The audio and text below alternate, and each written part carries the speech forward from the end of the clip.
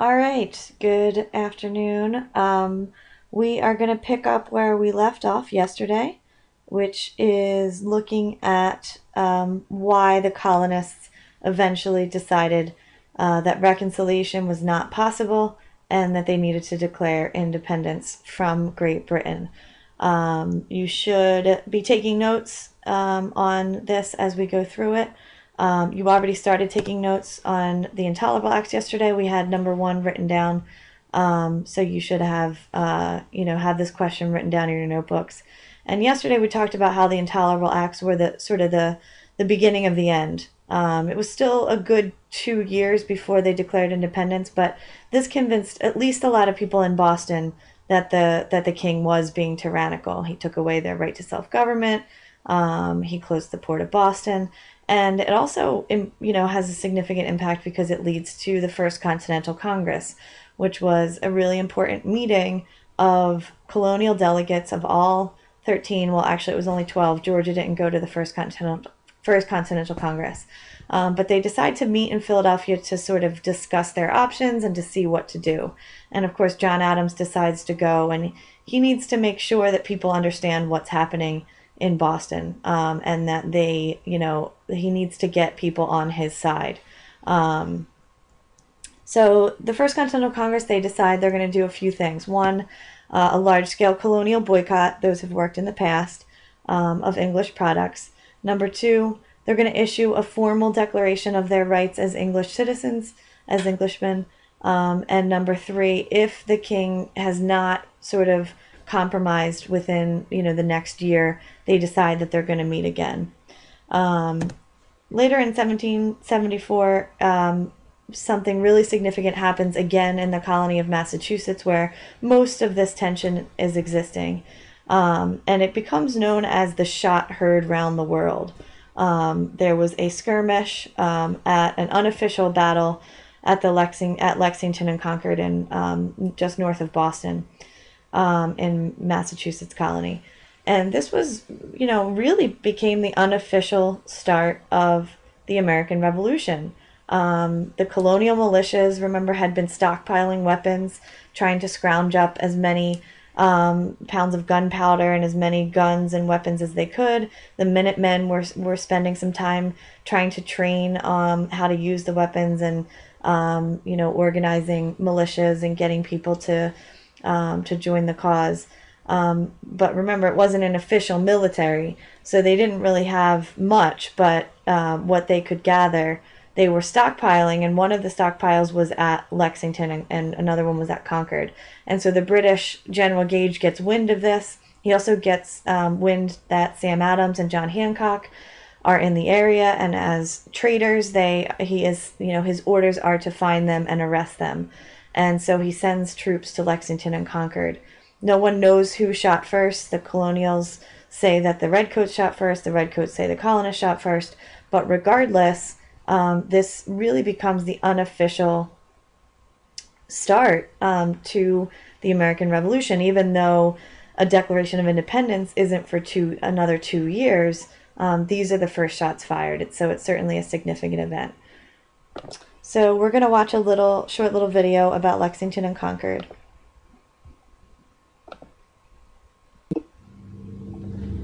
It's April 19th, 1775. The sun is rising on the village of Lexington, and the first battles of the Revolutionary War are about to begin. 700 British soldiers march into Lexington at daybreak. They're on their way to Concord with orders to confiscate hidden weapons. Waiting in a tavern for the British are 77 colonial militiamen, a group of untrained soldiers. We're talking about a bunch of farmers, very, very part-time soldiers, and they're facing these impressive-looking ranks of red-coated British soldiers. The colonists aren't surprised to see the British. In fact, they've been warned by spies like Paul Revere, who spent the night before riding through the area on horseback, giving out information on British troop movements. They're all standing there, they're all armed, and nobody knows exactly what's going to happen. And then, somebody fired. Nobody knows to this day who fired first. But once the shooting started, then everybody, and these armed men, leveled their weapons and began blasting away. 8 colonists fall dead or dying, and 10 more wounded. The victorious British regroup and begin marching towards Concord. And nearby Concord, the British discover the weapons they're looking for, 3 massive cannons, and smash them. But the colonists confront them on a bridge just outside of town. A battle erupts. Dozens die on both sides, but here the colonists defeat the British, who retreat back towards Boston. The colonists can't believe they've won. At the time, nobody realized what the significance of this skirmish was. It was Americans against British on this one morning. But it turned out that this skirmish was the first battle of the American Revolutionary War. It was the first step for American independence. More for your money. Upgrade to Verizon Fios Internet. Okay, so after Lexington and Concord, their rights are obviously not being met, their voices are not being heard, and they decide to meet as promised at the Second Continental Congress. Now, keep in mind, these meetings are, happening over the course of months, at where they are now going to really begin to debate whether or not, at the Second Continental Congress, whether or not to declare independence. But even still, initially, moderates in the very beginning months of this meeting, led by a man named John Dickinson from Pennsylvania, basically are still sort of winning out over the more radical ideas of John Adams and Sam Adams, the men from Boston who want to declare independence by this point. They don't think that their voices are going to be heard by the British government. They feel like this is tyranny. But John Dickinson wins out, and he convinces the rest of the colonists that they need to try one last time to reconcile with the king. And they write this petition called the Olive Branch Petition, this message to the king, where they try to make peace. Olive branch is a symbol of peace. And, what happens after really becomes another reason why, another example to the colonial leaders of why and how the king is really being tyrannical. He refuses to even give an audience to the colonial delegate that is sent over to deliver this message. He will not read it. He refuses to even consider it. And to add insult to injury, he begins assembling Hessian mercenary troops. Mercenaries are hired troops. The Hessians, in particular, have a reputation as very brutal, extremely brutal soldiers. And so this is just, to add insult to injury. Now he's going to send these Hessians over here to do his dirty work for him. And that just was unacceptable. So when the Olive Branch Petition is denied, when they receive word, John Adams, and others begin to really talk about how they could possibly begin a war with Great Britain and win a war with Great Britain. They begin to talk about getting an alliance from France, and they begin to talk about writing a formal Declaration of Independence, but they're not quite there yet. They don't have enough people on their side. And then the Battle of Bunker Hill happens in June, and I think it's in June. And this, if Lexington and Concord was a skirmish, this is really the first battle of the war. Even though they haven't officially declared independence yet, Boston is basically at war at the Battle of Bunker Hill. It was actually a misnamed battle because it actually happened at Breed's Hill, which was a few hundred feet away. But this is what it became known as, and so it goes down in the history book kind of wrong. But this battle was fought by a very, ill-equipped colonial militia, and they are fighting, remember, the most well-trained army under General Gage, most well-trained army in the world. And yet they're somehow able to inflict a lot of damage onto the British forces. They are winning in the beginning. There's that famous line at the Battle of Bunker Hill, "Don't shoot till you see the whites of their eyes," because they needed to conserve their ammunition. But they're winning in the very beginning of the battle. They don't have the power to withstand the British troops, and they end up losing. But they inflict enough damage that it sort of is a confidence booster. It's a morale booster for the British. I'm sorry, for the British colonists, for the colonial militias. And now people start to say, those people that were saying there's no way we can win are now saying, well, look at what happened at Bunker Hill. Maybe we can win after all. So this is a very significant turning point.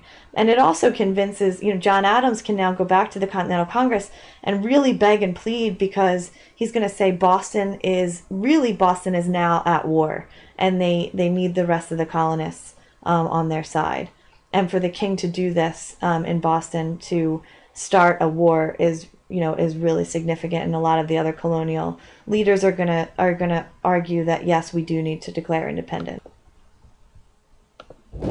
June 16, 1775. British soldiers stand ready to storm Bunker Hill, held by colonists. Capturing it will give the British complete control of Boston Harbor. That night, before the fighting begins, the colonists work while the British sleep. When the British wake in the morning, they see a 6-foot-high dirt wall on the hillside. General Howe, commander of the British, is not happy. The rebels, he says, have done more work in one night than my whole army would have done in a month. The British fire cannons at the dirt fortress from their ships. No impact. General Howe tries again. He marches his soldiers up the hill, right into the colonists' line of fire. The redcoats are an easy target as they lug heavy muskets uphill. The colonists are told, don't fire until you see the whites of their eyes. Finally, the British get close enough. When the colonists eventually fire, the British fall by the sword. They retreat to the bottom of the hill, but General Howe sends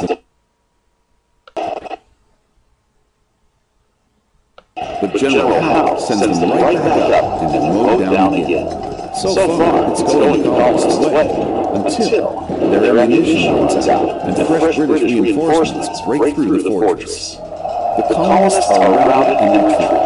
Many are killed or wounded while fleeing. The British win the battle of Bunker Hill, but it comes at a great cost. 226 of their men are killed and 828 wounded. The colonists suffer less than half those losses. Although the British win the battle of Bunker Hill, the colonists gather strength and confidence for the battles ahead. Okay, so as John Adams is trying to convince his fellow delegates at the Continental Congress, remember at the same time, right about this time in January of 1776, we're now getting very, very close to a Declaration of Independence. Thomas Paine writes his famous propaganda piece to get the common folk to want to join the cause, join the militia, support the cause of independence. And he writes his pamphlet, Common Sense. So eventually, John Adams and Thomas Jefferson and Ben Franklin are tasked with they are tasked with being a committee to draft a formal declaration that they are becoming independent from Great Britain. And Jefferson is given the job of writing this draft, and it's quite an interesting story. He writes it, feverishly over the course of a few days. It's very hot. It's June of 1776 in Philadelphia, very hot, very humid, and he holds himself up in his apartment, and he writes what is going to become one of the most important documents in American history. This is a document that we are all familiar with. It begins with those very famous words, all men are created equal. And so we're going to take a look at the document in a lot of depth. But I wanted to frame this by showing you that there are 4 parts of this document. And I think about it like a research paper. The beginning, he gives an introduction and he gives a thesis, right? First, with the preamble, he tells the audience the purpose of the document. Then he basically says, this is what I'm going to argue. I'm going to argue that Great Britain has been tyrannical, and this is, I'm going to prove this. This is what I intend to prove. And just like a thesis statement and a thesis paper, if you give your argument, this is what I'm going to prove, and then you have to prove it. So he gives all of this evidence. He lists all of the things that prove how the king has been tyrannical. And then he concludes, he kind of restates, some of his ideas. And then he gives the formal declaration. For these reasons, he says at the end, we are declaring independence. And it's the first time that they use the words states instead of colonies, which is kind of interesting. So we're going to end the video here for today, and I'd like you to take a look at this document. You'll have the rest of the period to sort of, we're just going to kind of take it apart. You're going to look at each part of these 4 parts of the document, word for word, and try to figure out exactly what he's saying. And remember, look for John Locke, look for the ideas that we've talked about, that all Englishmen believed, and we'll go over this tomorrow. If you don't finish today, you have the rest of the period, so you probably have about 40 minutes at this point, which is a good amount of time. And if you don't finish, you should finish for homework and bring it in for the next class. Thank you for your attention. I will see you on Monday. Have a nice weekend.